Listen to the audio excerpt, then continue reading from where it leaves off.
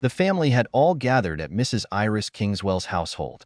She wanted them all here for her final moments, for Iris felt she would soon pass away from this world. Her family members took turns speaking with Iris and spending time with her. Colton, her oldest grandson, was the last to enter her room. "Colton, please have a seat," Iris spoke softly, her voice hoarse, motioning to a chair. "How are you feeling, Grandma?" he asked, sitting with a frown. "I'm all right, but I need to tell you something." Iris then added, "Something very important. Should I go get Mom?" Colton said, going to stand, and his grandmother shook her head. "No, this is something I want to tell you only." Iris smiled, and he leaned back in his chair and nodded. "Okay, what do you want to tell me?" A sigh of relief escaped his grandmother's lips as she began to tell her story. When Iris was growing up, her only companion was her father, since her mother had passed away when she was young. As she got older, though, her father fell for a woman in their small town. Iris knew her father wouldn't be alone forever and had to accept that he would start dating again. This woman, however, made Iris's skin crawl, but she was willing to push that aside if her father was happy. Or until one night when Iris suddenly awoke from a deep sleep. She saw Vidya, her father's girlfriend, walk past her open bedroom door and down the hallway, her eyes glowing. Sitting upright in bed, Iris watched this woman approach her father's bedroom. Slowly getting out of bed, Iris tiptoed quietly down the hall. She stopped watching from her father's open doorway. His girlfriend is standing at the end of his bed, just staring at him. Taking a step back, the floorboard under her foot creaked, and Vidya snapped her head in the direction of the sound. Cursing, Iris tried to sink into the hallway's darkness as much as she could. The woman smiled, mouthing, "I see you."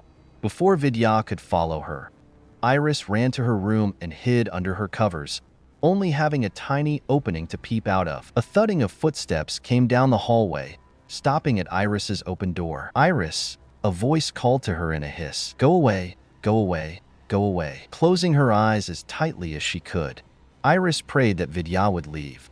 There was a TSK, and Vidya clicked her tongue in disappointment. The woman left her doorway, and Iris peeked her head out, sighing in relief. Vidya had left. Why had she been here in the first place? In the morning, Iris spoke to her father about what had occurred last night. "Dad, did you invite Vidya to spend the night?" "HM? No, I didn't. Why do you ask?" "She was here last night." Her father furrowed his brow and lowered his coffee cup. "What do you mean she was here?" he asked, confused. Iris fidgeted in her seat, looking down at the table. "Last night, I saw Vidya inside the house. She walked through the halls and stood at the foot of your bed, her eyes glowing yellow." Her father laughed. "Her eyes were glowing? Iris, you had to be dreaming." "But I wasn't." She stood, slamming her hands on the table. The medium-sized round table shook, causing her empty glass to topple over and roll. Iris's father stood to his full height, shadowing over her. "Go to your room," he instructed. She knew without even looking at his face that he was angry. Without a word, she turned, leaving the dining room and upstairs into her bedroom. Iris shut her door and screamed into her hands, frustrated. How could she prove that Vidya was here? She paced the carpeted floor of her bedroom, running her hands through her hair, rattled with nervousness. An old camcorder belonged to her mother in the attic. She could set it up and catch Vidya entering their home. Then, her father would have to believe her, right? Hearing the front door close signaled that her father had left. Iris snuck out of her room and up the stairs into the attic. Going through the boxes with her mother's name on them, she found the old camcorder and the charging cord. Now, she had to find out where to set it up without her father finding it and taking it down. That night, they ate dinner silently, neither wanting to speak to each other. As she put her dishes in the sink, her father said goodnight, and she went to her room. Iris settled into bed and slept, feeling mental and physical exhaustion wash over her. This night would be the last time she would see her father. Looking back on it, Iris wished she had at least said "I love you" one last time. She was awoken by the sound of crunching and slurping. A gurgling sound was coming from down the hall. Iris's heart thumped in her chest as she scrambled out of bed and grabbed the hidden camera. She crept slowly down the hall, her breathing ragged, tiptoeing towards her father's room. Aiming the camera inside, she pointed it into the darkness. Looking through the lens, she saw it. Vidya was eating her father. She was tall and hunched over her fingers, long with talons for fingernails. Vidya's bloody mouth was full of rows of sharp teeth with pieces of flesh stuck between them. Her head cocked to the side, listening as she chewed, and then it jerked in Iris's direction. Iris held her breath and hoped Vidya would not see her, but she was wrong. The woman stood upright, and what looked like feathers stuck around her as she approached the door. She needed to run away from Vidya, so she did, with the camera tucked under her arm. Iris ran down the stairs as her father's bedroom door burst open, and a rapt cry escaped the woman who chased after her. The young girl just needed to get out the front door and make her way to the neighbor's house, and she would be safe. She got swatted like a fly into a wall, which caused her to drop the camera. Iris needed to defend herself, fumbling around in the dark.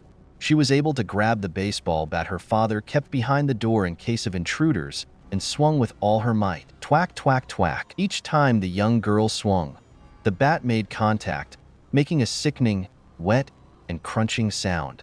Iris opened her eyes, which she didn't know were closed, and dropped the bat from her hands. There on the ground was Vidya's mangled form. Colton was on the edge of his seat as his grandmother paused. "What happened after that?" he asked. "I called the police, and they came to the house to investigate. A pair of detectives named Pierce and Morrison took Vidya's body away, along with the camcorder. My home turned into a giant crime scene," Iris replied. Colton became silent as he watched his grandmother close her eyes. "I lost my father that night all because of that monster." Her voice was a low whisper now. "Grandma, I'm all right, my boy. I'm just exhausted. Will you tell your mother to come sit with me?" Iris requested. Colton nodded and stood from his chair, walking towards the door. He looked over his shoulder at his grandmother before entering the crowded room of people, soaking in what she had told him. Had all of this really happened to her? What was that creature that she saw? As he approached his mother, Colton, she was standing with someone he didn't know. Everything about this man was clean-cut and perfect, yet something about his smile stretched unnaturally. His mother introduced him as Ivan. "Grandma wants you," Colton interjected before his mother could explain who Ivan was further. She blinked in surprise and nodded, apologizing to the man, who shook his head and watched as she walked away. Ivan's expression changed to that of a predator being interrupted from a meal. "I don't know who you are, but stay away from my mother," Colton warned. Ivan simply laughed, crossing his arms. His eyes had a sheen of gold to them. He leaned in close to the young man, his voice barely above a whisper. "Your mother will be next, just like how my sister was taken away from me. I'll take away someone of equal value." Colton swallowed the hard lump in his throat, standing before the man unflinching.